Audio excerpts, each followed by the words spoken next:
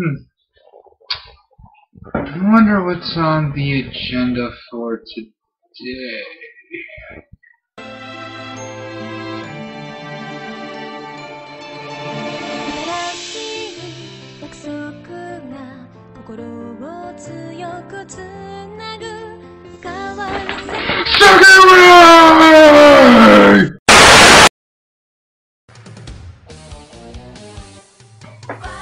Fuck!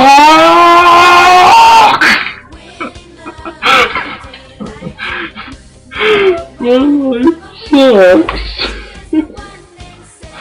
Oh yes, folks, Sailor Moon, but not just anything Sailor Moon.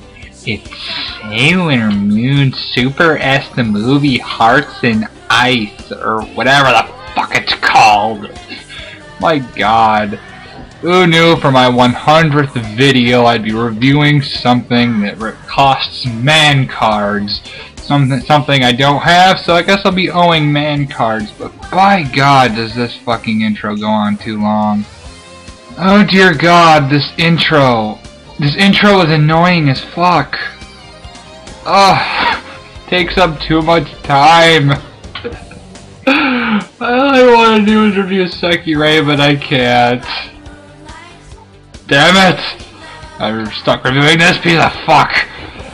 But enough talking bad about it. I guess it's time to get to the actual review. God knows I don't want to.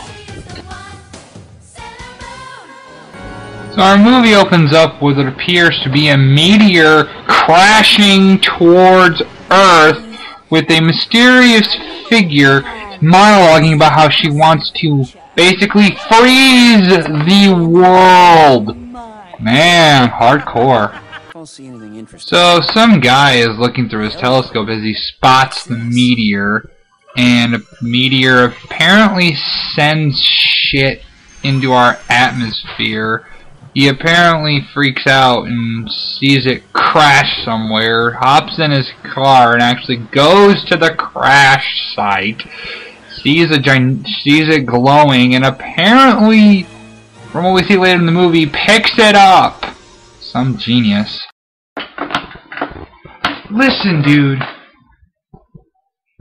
I know you're a scientist and all, but picking up something, because he picks it up, he shows it to, I'm gonna spoil it, he shows it to his girlfriend, I'll get it to her when I get it to it, but he picks it up, something that fell from outer space, that could contain, like, I don't know, a bacterial disease or alien life form or something, but you pick it up and take it to your fucking apartment?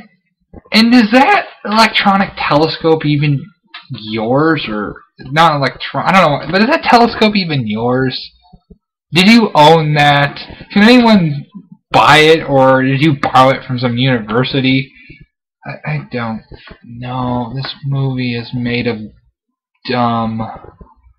So we see our main protagonist watching a ginormous TV about some chick that's apparently going to the moon, and I don't know what the fuck that's about. As we see, Serena is not the sharpest tool in the shed.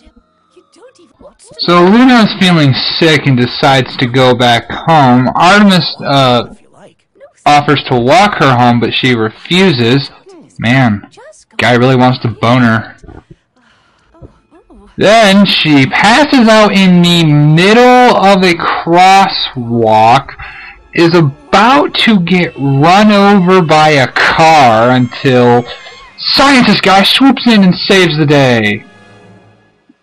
This is important, as we shall see. So scientist guy brings Luna back to his place to take care of her while she's still sick. This is the most compliant cat I've ever seen when it's sick. It doesn't even question the fact that it has a crescent on its forehead. Are you dumb? Animals don't act like this when they're sick.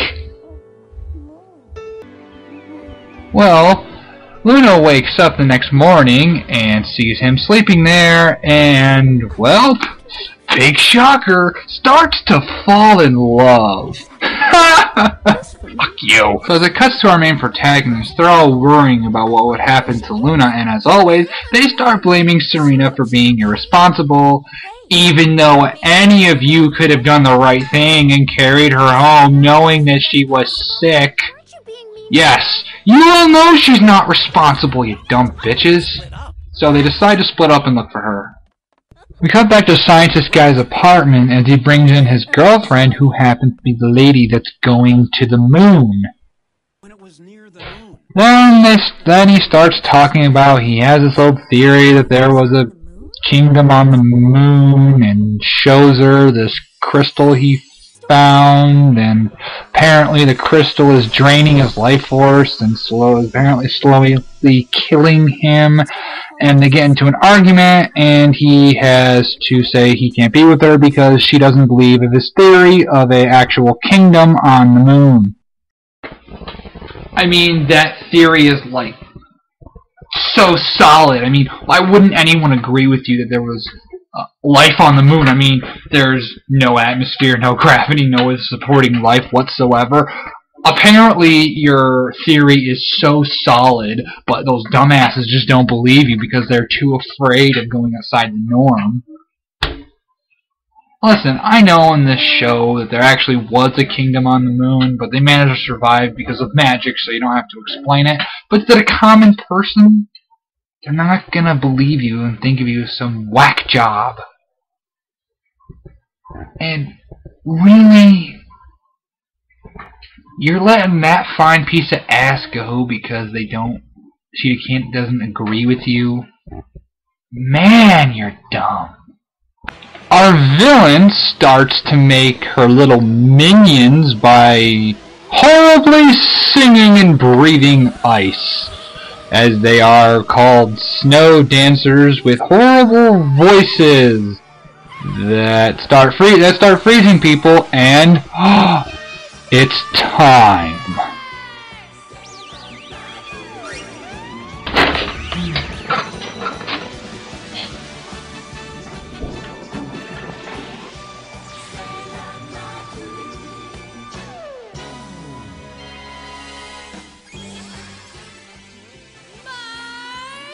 Wilbur never forgot Charlotte, although he loved her children and grandchildren dearly. None of them knew the spider for Charlotte, why did you have to die?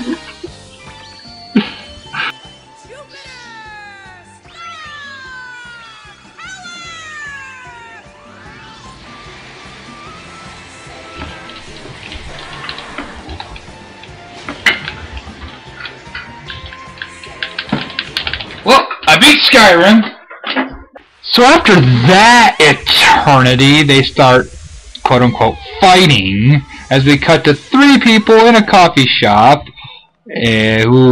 oh no, fuck that. I am not sitting through more transformation scenes. Fuck that noise. And as we see that they are the only people who can competently fight and provide at least some decent action. So, as the team on the scene starts to fight one of the snow dancers and can't manage to take one out, seriously, just blow its head off. Your aim is terrible.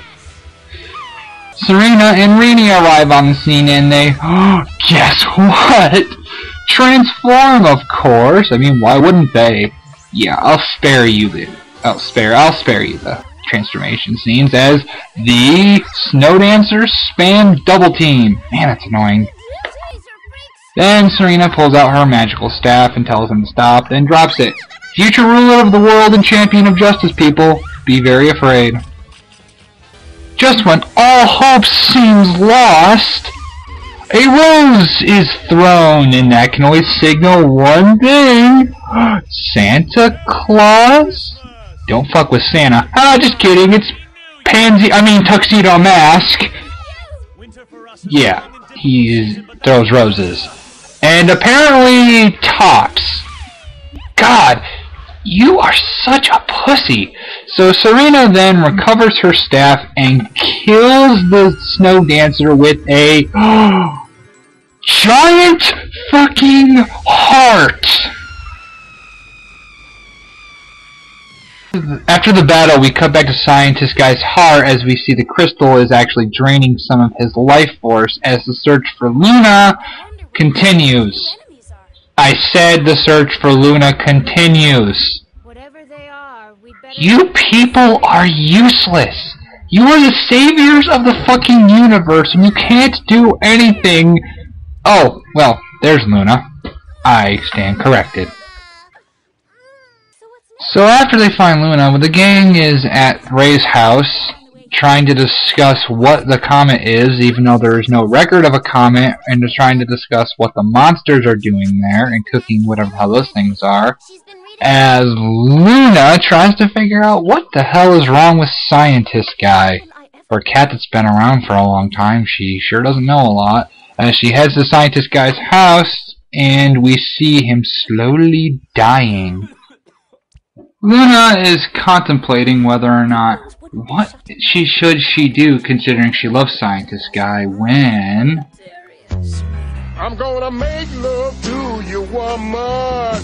Gonna lay you down by the fire and caress your womanly body. If I don't mention this, I'm pretty sure anyone watching this is gonna start bitching and complaining, so Luna talks to Serena about what is love.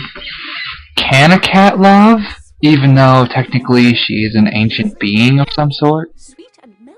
Luna then goes back to Scientist Guy's house to comfort him while he is slowly dying as the crystal drains him of his life force energy stuff, as I believe he starts to talk about stuff. I don't really care at all, as the team starts to make Artemis feel bad about himself.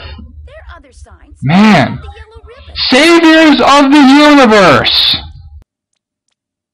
Serena finds Luna and follows her to Scientist Guy's house when we get another little quarrel. Ha ha ha. God, this guy's a douchebag. We're supposed to feel bad for this guy. Yeah. No, sorry, no. I hope he dies. I hope that crystal drains him of his life force. I really hope he dies. Yeah. Fuck him. So our villain teleports into Scientist Guy's room, takes the crystal that was draining him of his life force, and then throws into the ocean to some ginormous crystal ice thing.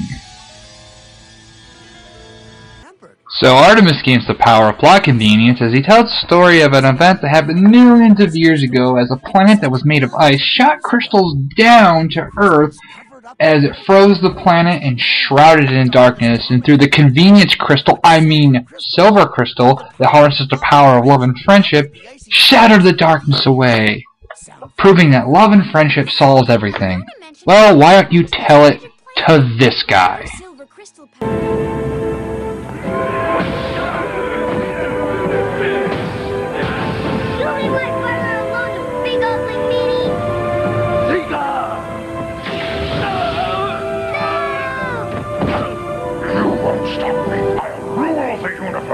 Scorpius, leave Zika alone. Get lost. Don't worry, Father. I'll save you. Zika, don't. Yeah.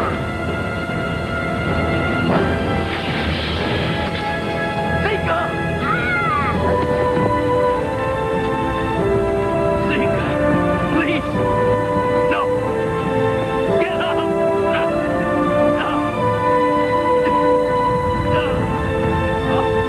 Shit is starting to go down as our villain sends her ice dancers to freeze shit all across the globe when lesbians 1,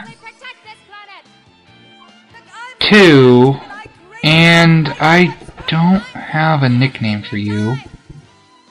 They do manage to put up some good offense by destroying the snow dancers with their finishing moves that surprisingly take, well, too long to do. But they are soon overwhelmed, and just when they're about to get gangbanged, guess what happens? They get their asses saved by the other members of the team. So we cut away from the action for some reason to Scientist Guy as he's wandering through the desolate, frozen remains of the city as he slowly falls down and is going to die. Hooray! You know what? Fuck it. I'm gonna skip to the end of this damn battle. So they combine their powers, get into a beam fight with the ice bitch. Then, through the power of obviously love, friendship, and shit, Ice Bitch is destroyed. Why did I change her name? Who knows? Then, for some reason, Luna starts transforming into a human. Huh. I wonder what she would look like.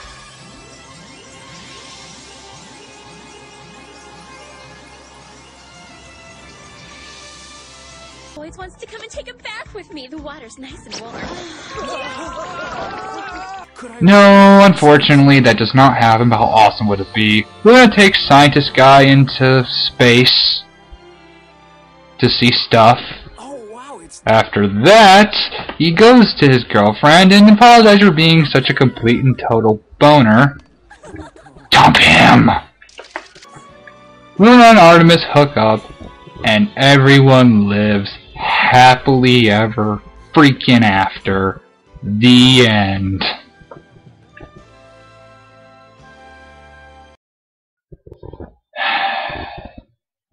Well, that was Hearts and Ice.